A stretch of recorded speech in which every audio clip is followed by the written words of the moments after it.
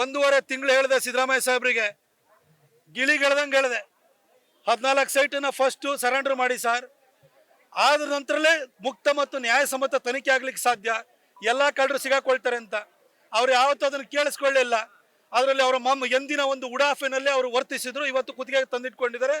ಅವರು ಪ್ರತಿ ಹಂತದಲ್ಲೂ ಕೂಡ ಕಾನೂನಿನಲ್ಲಿ ಅವರು ತಿರುಚುವಂತ ಕೆಲಸವನ್ನ ಆ ಸೈಟನ್ನು ಪಡ್ಕೊಳ್ಳುವಾಗ ಎಲ್ಲ ನಿಯಮಗಳನ್ನು ಗಾಳಿಗೆ ತೂರಿರುವಂಥದ್ದು ಸಾಕ್ಷ್ಯಾಧಾರ ಸಮೇತವಾಗಿ ಹೊರಗಡೆ ಬರ್ತಿದೆ. ಮುಖ್ಯಮಂತ್ರಿ ಸಿದ್ದರಾಮಯ್ಯನವರಿಗೆ ಅವರ ಸ್ಥಾನದಲ್ಲಿ ಮುಂದುವರಿಯುವಂತ ಯಾವುದೇ ನೈತಿಕ ಹಕ್ಕಿಲ್ಲ. ಮಾಧ್ಯಮಗಳ ಮುಖಾಂತರವಾಗಿ ಪ್ರತಿನಿತ್ಯನೂ ಕೂಡ ಒಂದೊಂದು ದಾಖಲೆ ಹೊರಗಡೆ ಬರ್ತಾ ಇದೆ.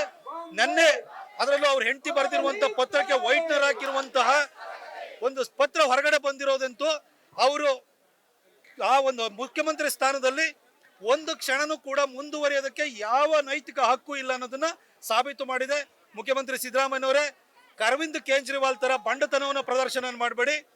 ಕರ್ನಾಟಕ ಇವತ್ತು ಸಭ್ಯ ರಾಜಕಾರಣಕ್ಕೆ ಹೆಸರಾಗಿದೆ ಅನ್ನೋದನ್ನ ಒಂದು ಮೇಲ್ಪಂಕ್ತಿಯನ್ನು ಹಾಕೊಡಿ ರಾಜೀನಾಮೆ ನೀಡುವ ಮುಖಾಂತರ ಅಂತ ನಾನು ನಿಮ್ಮನ್ನ ಕೇಳ್ಕೊಳ್ತೀನಿ.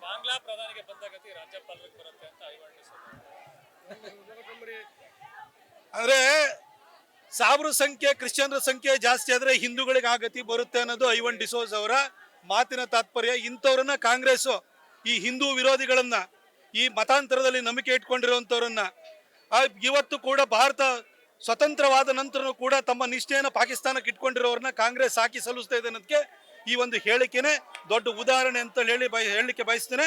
ಹಾಗೆ ಹಿಂದೂಗಳೇ ಎಚ್ಚೆತ್ಕೊಳ್ಬೇಕು.